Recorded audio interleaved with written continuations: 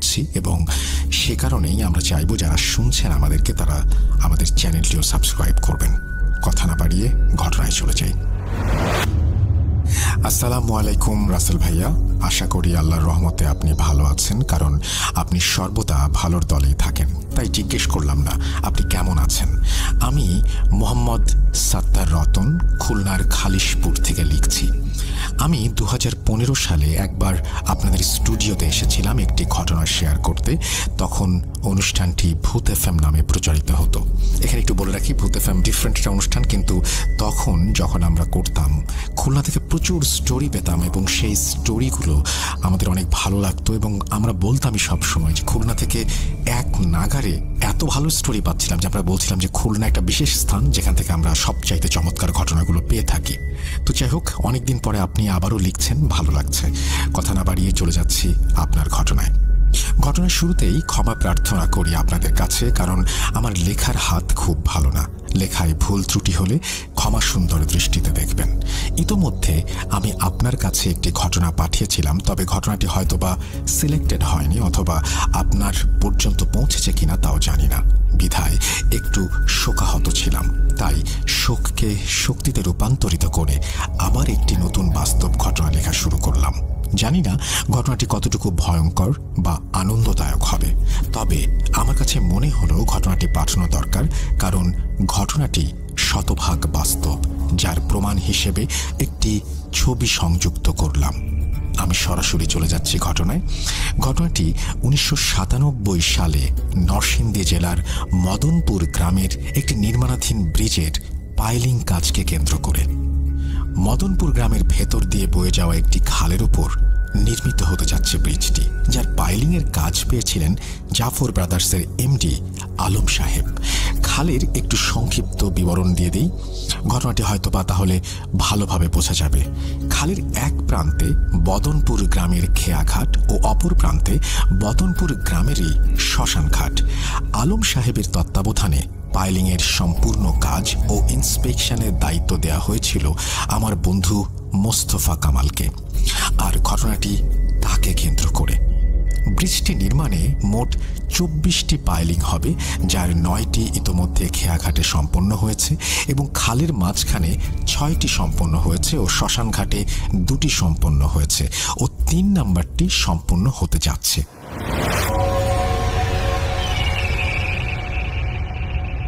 ঘটনার দিনটি ছিল মাঘ মাসের কোনো এক শনিবার।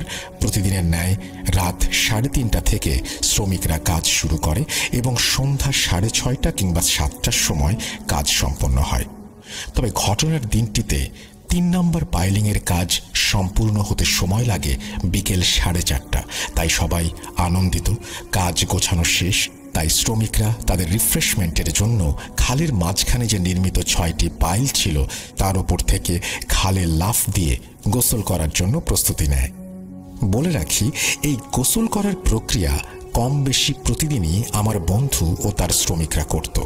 ঘটনার দিন শ্রমিকরা পাইলিংয়ের ওপরে ওঠে এবং এর ওপর থেকে লাফ দিয়ে খালের মধ্যে পড়ে এবং আনন্দ উৎসব করে। আমার বন্ধু মোস্তফা কামাল তার ব্যতিক্রম ছিল না। সেও ওপরে উঠে লাফ দেওয়ার পরিকল্পনা করলো, আর তখনই পাইলিংয়ের ওপর যে রডগুলো থাকে, যেগুলো ভাঁজ করা ছিল নিচের দিকে, তার একটি 32 মিলির রড আকস্মিকভাবে সজোরে তার কপালে আঘাত করে। সে স্তব্ধ হয়ে দাঁড়িয়ে যায়, যেভাবে পূর্বে দাঁড়িয়েছিল। কোনো নড়াচড়াও নেই, শব্দও নেই, চোখ বন্ধ। শ্রমিকেরা এই দৃশ্য দেখে সবাই তাৎক্ষণিক সেই পাইলের ওপর থেকে মোস্তফা কামালকে নামালো এবং বদনপুর রেল স্টেশনের পাশে অবস্থিত সরকারি মেডিকেল কলেজে নিয়ে গেল। কর্তব্যরত ডাক্তার তাকে দেখে ও চেক করে মৃত ঘোষণা করল। ইতোমধ্যে আলম সাহেবকে ঘটনাটি জানানো হলো এবং তিনি ঢাকা থেকে নরসিংদী মেডিকেল কলেজের উদ্দেশ্যে রওনা করা শুরু করলেন। কি মনে করেছেন ঘটনা শেষ? না, ঘটনার টুইস্ট এখন থেকে। এবার শুরু হলো ময়না তদন্তের কাজ। সেদিন নরসিংদী মেডিকেল কলেজে মোট 7টি পোস্টমর্টম হবে। 3টি পোস্টমর্টম ইতোমধ্যে সম্পন্ন হয়েছে এবং 4র্থ নম্বর পোস্টমর্টমটি আমার বন্ধু মোস্তফা কামালের। তাকে অপারেশন রুমে প্রবেশ করানো হলো।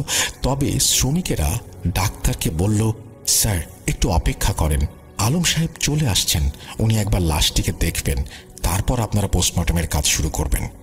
কথায় বলে না ভাইয়া, রাখে আল্লাহ মারেকে। আলম সাহেব যখন আসলেন, মর্গে প্রবেশ করলেন লাশটিকে দেখার জন্য। আলম সাহেবের সাথে প্রবেশ করেছিলেন তার সাইটের একজন ইঞ্জিনিয়ার সাহেব। আলম সাহেব বডিটি দেখলেন এবং বিস্মিত হয়ে লক্ষ্য করলেন যে বডিটির বাম চোখটি নড়ছে এবং ডান হাতের একটি আঙুল নড়াচড়া করছে। তাৎক্ষণিকভাবে তিনি তার এক বন্ধু, যিনি ঢাকা মেডিকেল কলেজের ডাক্তার, তাকে ফোন দিলেন এবং ঘটনাটি বললেন। তার বন্ধু বলল যে বডিটির বুকের কোনো স্পন্দন আছে কিনা এটি চেক করতে। আলম সাহেব তার কানটি বুকে রাখলেন এবং সেখানে স্পন্দনের শব্দ শুনলেন।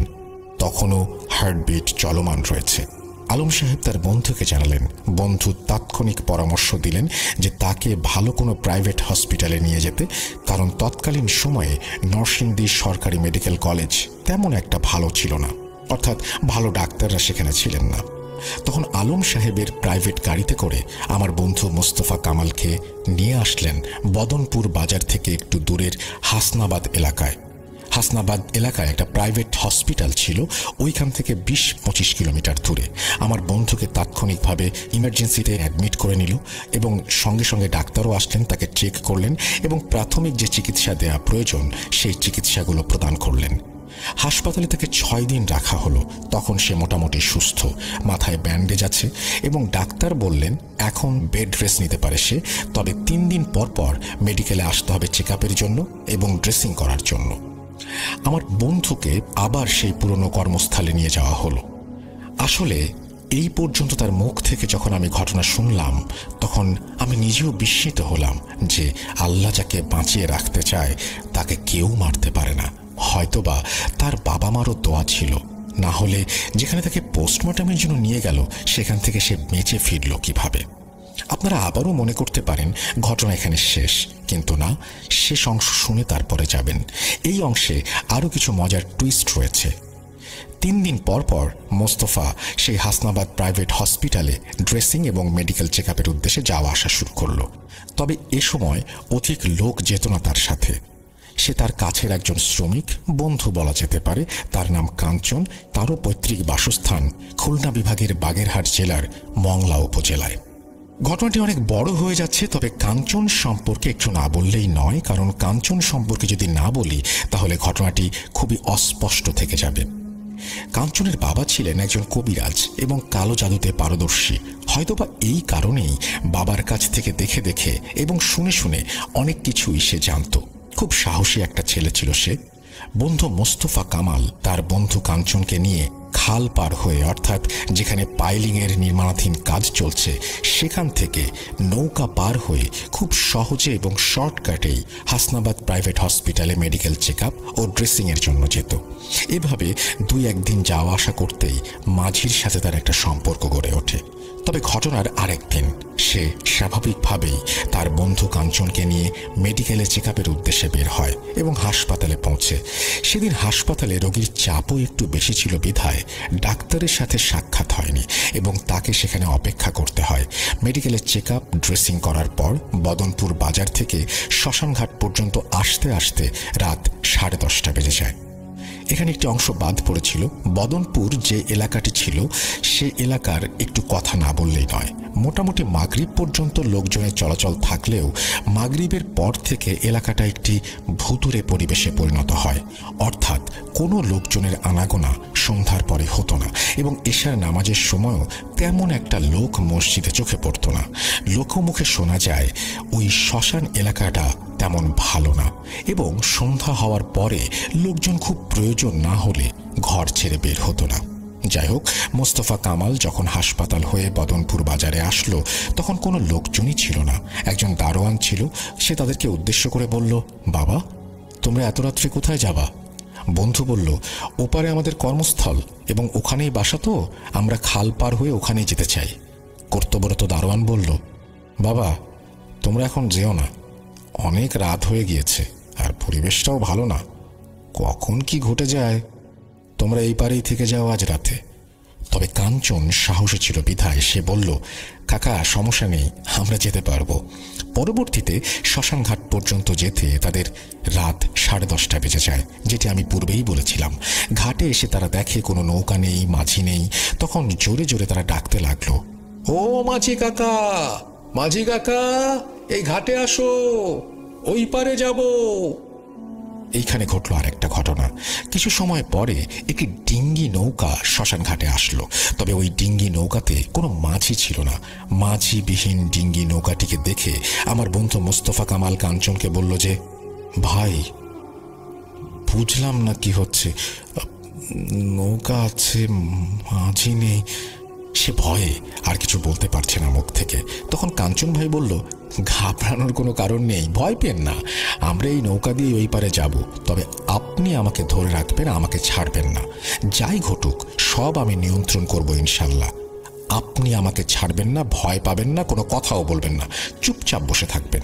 কাঞ্চন অত্যন্ত সাহসিকতার সহিত নৌকার উপরে উঠল এবং বন্ধু মোস্তফা তার পাশেই বসে তাকে ধরে রাখল।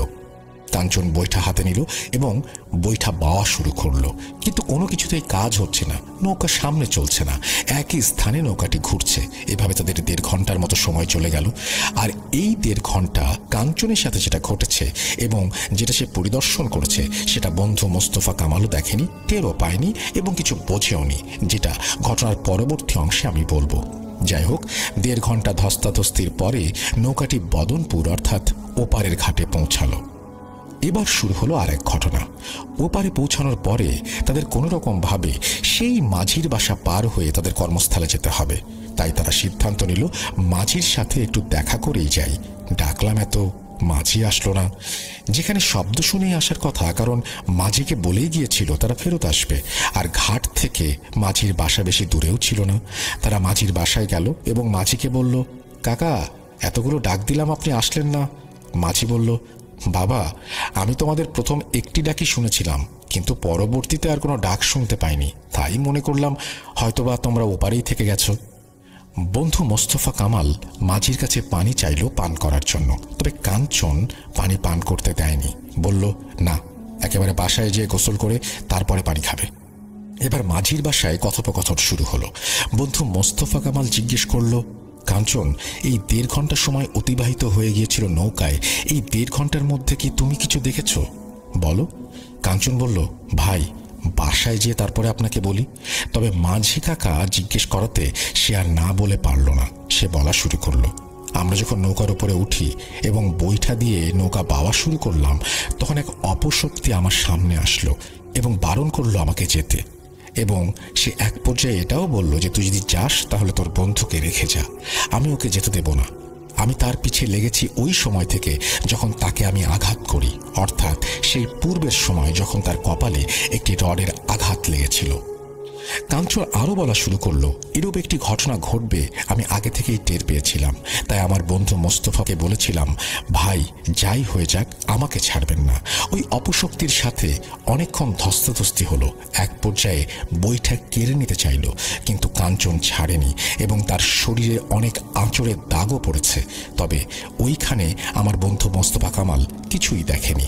সেই অপশক্তি কাঞ্চনের শক্তির কাছে হয়তোবা হেরে গিয়েছিল বিধায় আর তাদেরকে আটকাতে পারেনি এবং কাঞ্চন সেই অপশক্তির সাথে প্রায় ঘণ্টাখানেক গালিগালাজও করেছে। অপশক্তির একটাই কথা, তুই যাবি যা, তোর বন্ধুকে রেখে যা। দেখ আমি কি করি, আমি অনেক দিন ধরে তার পিছে লেগেছি। আমি এখানে তাকে পছন্দ করেছি, তাকে আঘাত করেছিলাম, আমি হাসপাতাল পর্যন্ত গিয়েছিলাম এবং প্রায় নিয়ে গিয়েছিলাম। তবে কাঞ্চনের সাহসিকতা ও মন্ত্রের সামনে অপশক্তি দাঁড়াতে পারেনি। এতটুকু কথা বলেই তারা মাঝি কাকার বাসা থেকে বের হয়ে তাদের বাসার উদ্দেশ্যে যাওয়া শুরু করলো। ঘটনা এখানে শেষ হলে পারত, কিন্তু শেষ হলো না, আবার শুরু হলো।